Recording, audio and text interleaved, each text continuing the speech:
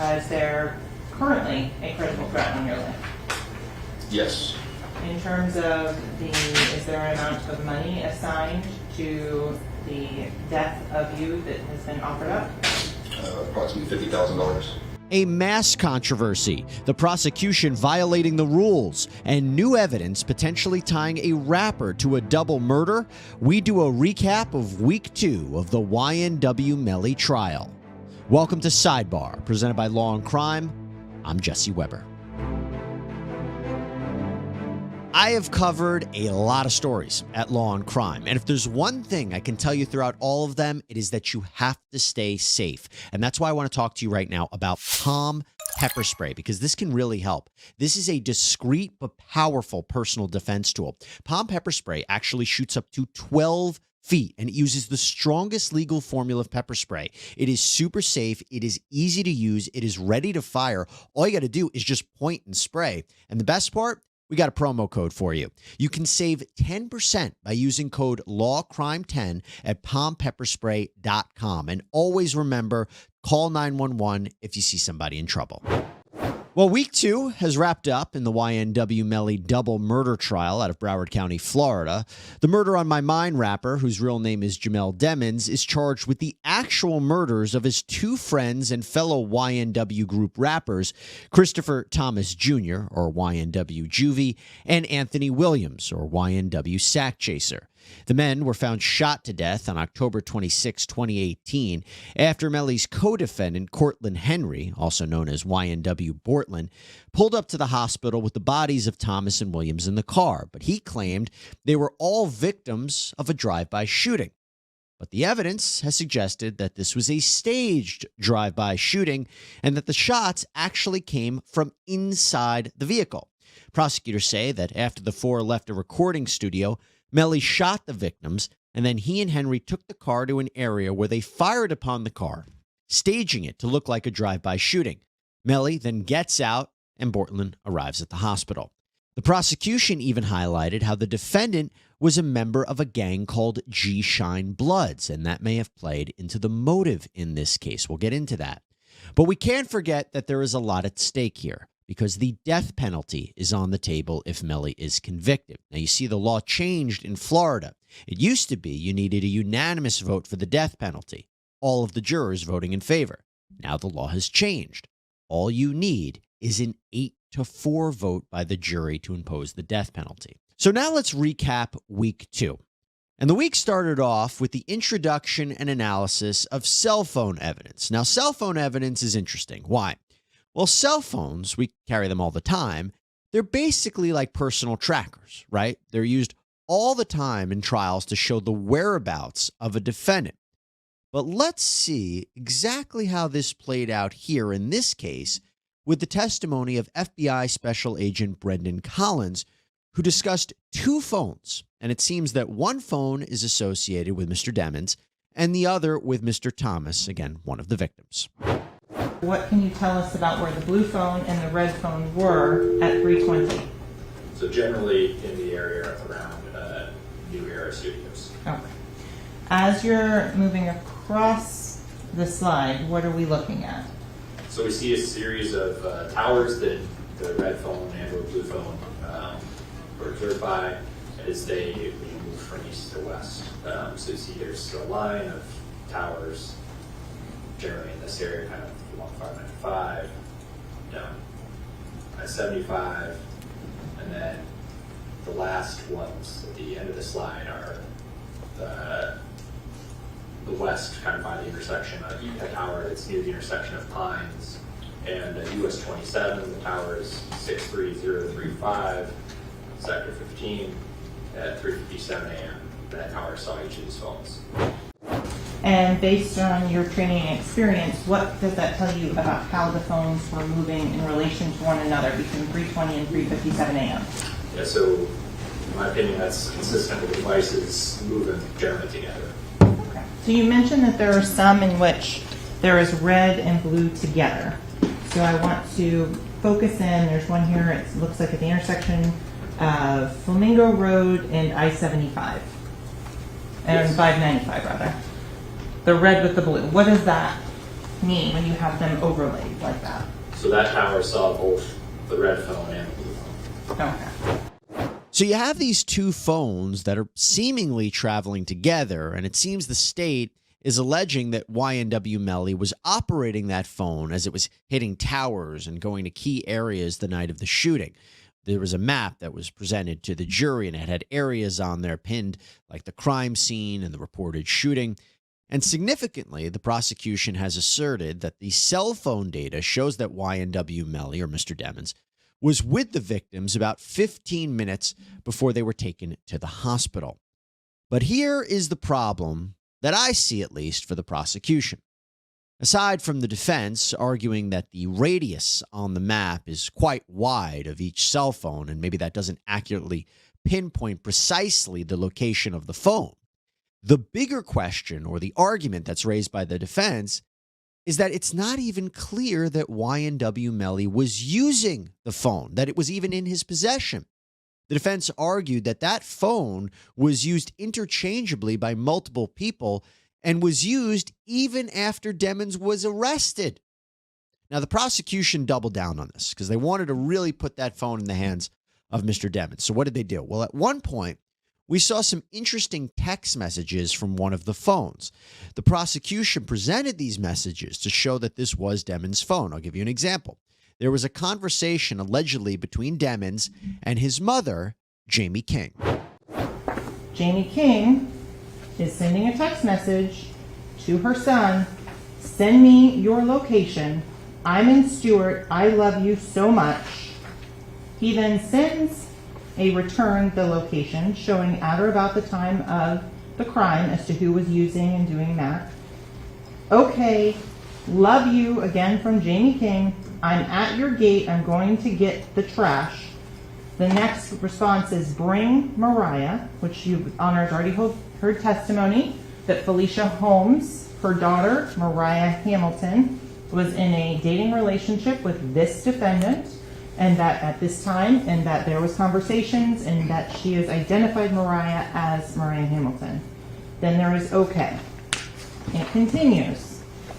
He then asks his mother to buy him a Glock ASAP, and telling her, like, go now. So she then responds, okay, what's wrong? She says, I got your 45. Then his response, I just don't want no illegal gun. Well, that's not illegal. Continuing on, but I'd rather have a Glock 40 or a 19. She says, okay. His response is, I'll pay you when you get down here. She then says, okay. Then, Your Honor, I object to this. Is she going to read the entire phone? This does not go to the heart of our objection. This is being done for the cameras. Counsel, I asked her to put on a proffer of what she anticipated is what she's telling me and how it's relevant. Go ahead. Okay, so that was the phones. Now let's move on to DNA. Broward Sheriff's Office analyst Kurt Rhodes took the stand, and Demons' DNA, as he said, was not a match on a lot of the evidence that was tested, like a spent casing, a water bottle, sandals, blood stains on a t-shirt and sneakers. His DNA did not match on any of those items. But Mr. Demons' DNA may have been found somewhere else. on a three-person mixture, on item number 43, swab of rear driver's side door handle material. Yes. Were you able to analyze the profile of the defendant, Jamel Demons, in this case? I did, yes. And what was your conclusion in a three-person mixture as to the results of Mr. Demons being included or excluded? He was included. The likelihood calculation, the DNA results are at least 2.12 times 10 to the 8th, or 212 million times more likely if they originated from Jamel Demons and two unrelated unknown individuals than if they originated from three unrelated unknown individuals. And what verbal qualifier did you give to that particular item of Very- Mr. Demons being included? There is very strong support for the inclusion. So Demon's DNA may have been found on the rear passenger side door handle of the Jeep where the two men were killed. Now, on one hand, that's not very surprising because we already know that Demons was in that car. There's even surveillance footage of him getting into that car after the recording studio on the night of the murders. But if prosecutors can definitively establish that the shooting happened from inside the car and from the back, based on ballistics and trajectory and the medical examiner's report, this DNA evidence could help them. But there is something interesting about that DNA finding, and that is that the first test that law enforcement conducted on that handle, it didn't test positive for Demon's DNA. It was a second test that was conducted just this month, just before trial, that was a potential hit. Let's hear the defense jump on that issue of testing. Then you analyzed, did you not, item 26, a yellow jacket, a Gatorade bottle, correct? Yes, that's right. And what date did you examine those items?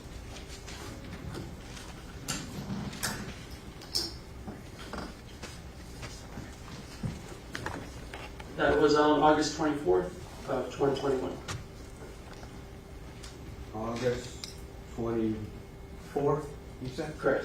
Of 21. That was 2 years approximately after he was arrested. Did you know that? I did not. And those came from inside the Jeep. Did you know that? I did not. And those did not match Jamel, correct? That's correct. He was excluded. Sir, did you know that when you received the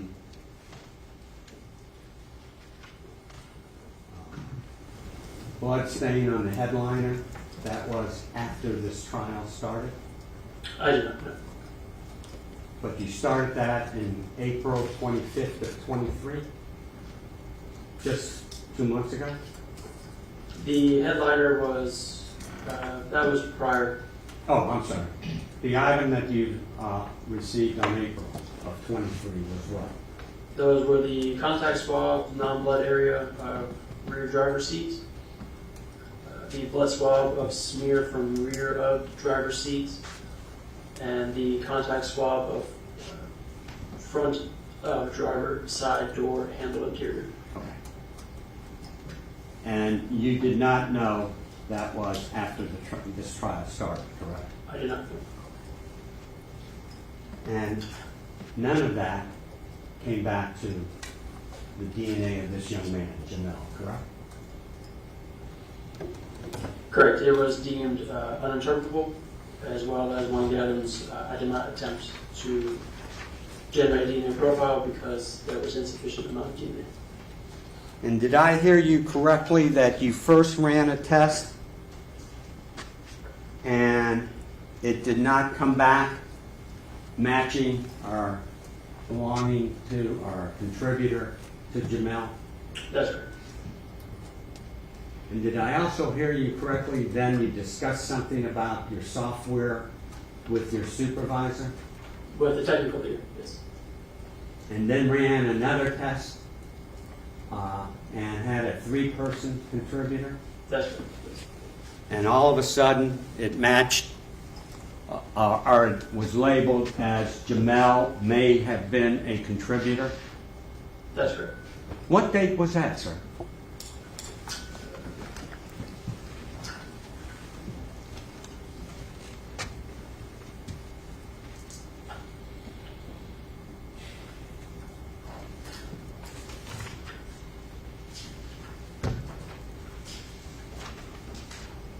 That was on June 1st, 2023. Approximately 3 weeks ago? That's correct. First test didn't find DNA, but then a second test may have. And as you heard, Rhodes was sent items to examine years after YNW Melly was arrested. And at times, he seemed to not know where the items were recovered from. And I believe this all goes towards something that the defense has argued, that police conducted a shoddy investigation, that it was sloppy. And so the results and their findings have to be questioned. That seems to be the point that the defense is making for the jury. Now, week 2 of the YNW Melly murder trial was certainly not without its share of drama, and that brings me to the judge, Broward Circuit Judge John Murphy. So first, he gets pretty irritated when something as simple as the prosecution printing off documents for the defense becomes this whole back and forth. This happened during the discussion on cell phone evidence. The defense brought up the issue that the state had emailed them a report on the morning of court, but they didn't have a physical copy to look at. So they asked, as a professional courtesy, if the state could print them off the documents. Now listen to how that unfolded.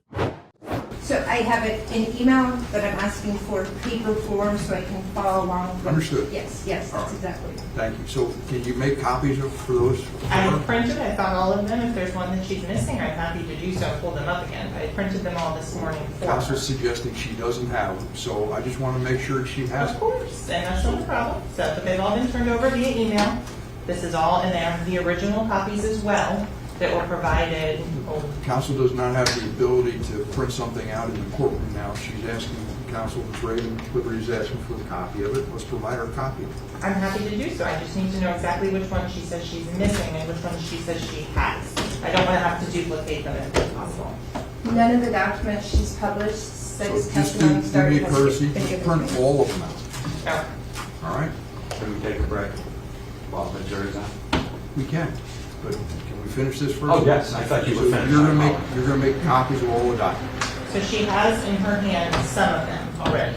So I just want to make sure I don't double print them Just double on print. that. So You know, she, Counsel's suggesting she doesn't have them, so let's just print them all. okay, well, she does have some of them. Just want to make sure. For the record, This I don't know, you know, you're saying they're sent, Counsel's suggesting she hasn't received those things. I just want her to get copies of it. I don't want your constant back and forth. Well, she has it, just get her the copies. That's it. It's easy. Just get her the copies. And the judge was also none too happy with the prosecution again when he said that they committed a discovery violation. You see, the state can't introduce something into evidence and use it in their case if they haven't shared it with the defense. In other words, there could be no surprise attack. There could be no ambush. So outside the presence of the jury, this issue concerned the state conducting a new test on existing evidence, and it wasn't shared with the defense. And as you'll see, the judge said the prosecution wasn't playing fairly. And that seems to me to be a Richardson violation. There's discovery that's ongoing, you know about it, and you're not telling them about it until we're here in court. So as far as I'm already is concerned, I think that's a discovery violation. And I'm finding it to be a discovery violation. I just think the only way it can be cured is he's not going to testify about this second procedure that happened. That's not coming in. That's new discovery. You know, the defense doesn't have an opportunity to depose the witness. The defense doesn't have an opportunity to do X, Y, and Z. And that's just not the way it should be. It shouldn't be done by surprise. So it's clear this was not a new item. This was just this, all of the information was told to be identical. you found it, you had a meeting with the detective in May when we're in hiatus because I'm on vacation. All right? Got a meeting with him in May after we picked a jury, and when we're ready to, or we're in the middle of jury selection, you picked it, you did it, and you said, well, he tells you, or you ask him, do you have more programs to go ahead and provide the information, and you find out there's another program, and he runs the program, does a different download with something other than Cellbrite, and therefore, you have more information. Don't make the defense aware of it. You hold that to yourself. You go ahead and put on a couple weeks of trial testimony, and then when it comes up after he, in cross-examination, points something out, you bring it up and say, well, by the way, I told him, the detective in our pretrial meeting, it came up and he has the program and we can use it and we're doing it, all right? And but you don't tell him about it. You just go ahead and hold it, keep it close to the vest yourself. Don't explain it to him, and then you say, when it comes up at trial, I say, what was it? I don't have the report yet, and that's why I didn't turn it over to him, but didn't disclose it's coming. It seems to me that's not what's supposed to happen. Not supposed to happen, period. That's a discovery violation. It just seems to me that this is a fundamental fairness thing. You have evidence, you need to turn it over to him. If you didn't turn it over to him, you can't use it. That's really the basic. Now, the drama did not end there, because now I want to talk about Detective Danny Polo from the Broward County Sheriff's Office. Detective Polo works in the gang unit. He's undercover, and he was brought in to establish the connection between YNW Melly and the gang, the G Shine Bloods. Again, this is a gang that the rapper was allegedly affiliated with. Remember, the prosecution is of the opinion that the motive behind killing Mr. Thomas and Mr. Williams was to, quote, benefit, promote, and further the interests of a criminal gang. Here's the problem, though. Polo was wearing a black mask in court. You could really only see his eyes. Why? Because he said it was for his safety and the safety of his family. He even stated that a hit had been placed on his life. Gang work, clearly very dangerous, and he didn't want his face to be revealed. Now, the defense took issue with this because as part of the Sixth Amendment of the Constitution, a defendant has a right to confront witnesses against him. And to have a witness who disguises himself, arguably, that is a violation of the defendant's constitutional right. That was the defense's argument. But the judge ultimately ruled to allow Polo to testify with the mask, appreciating his safety concerns. By the way, for our trial watchers and our sidebar listeners, do you remember when we covered the XXX Tentacion murder trial? Well, Detective Polo testified in that case, and he wore a mask in court. So back to this one, Polo testifies with the mask on, and we're going to get to the substance of what he said in a minute. But first, the jury had a problem with the mask, and they write a couple of notes to the judge. The first note indicated that was a question. Why does he get to see us and we don't get to see him? So I think that lets us know that it's the mask that's of concern. My concern is the second message that the juror sent over, where she asked for enrollment. But so the record's clear. It says, I need enrollment. I can't listen properly. When I was a child, I've seen someone get robbed, and I am having an anxiety attack. So my question is, if she's able to proceed with it, or if this is going to somehow color her thinking. That's what I'm mostly concerned with respect to counsel. Sure. From there, the judge actually took the opportunity to speak with the juror who had the issue with the mask, seeing something like this because it reminded her of when she was robbed in the past. Pretty incredible. Let's listen to that back and forth. Are you able to sit as a juror, or you think this is too much for you? I'm trying to figure out, and that's why we took a little extended lunch break to figure out whether you feel comfortable and you're up to it. Yes, I feel comfortable, but I just don't think it was appropriate for someone to be masked up like that. And plus, you guys didn't even tell us. Like, you don't know what people have been through, so it just it's shocked me, a shock. So, yeah. But I do feel like I can do it. But that just wasn't appropriate. I'm sorry? I said I don't believe that was appropriate. Well, some things I make certain decisions about things, and then we go forward with it, and I instruct jurors. And are you think you'd be able to follow those instructions and you pay attention to the evidence, or do you think that you're concerned about the masking that is going to affect your ability to follow the instructions and follow the evidence? Yes, I can listen and follow the evidence now that I know he's going to have on a mask. I can listen. And the anxiety issue, we're past that, you're okay? Yeah, I took my medication. Thank you. Yeah, that's a new one. I haven't heard that one before, but it's understandable, right? It can be a bit triggering seeing someone wearing what looks like a robber mask, a ski mask like that.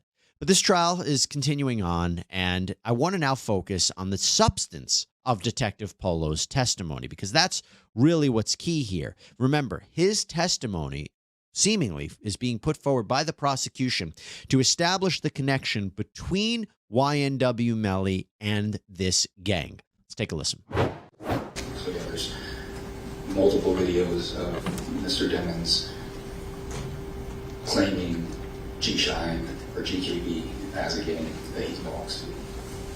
What about adopting the style or dress of a criminal gang? Yes, Mr. Demons was observed multiple times, more times than I can count, wearing the colors red, colors green, and like I stated, the foot soldiers are told to wear tan or brown.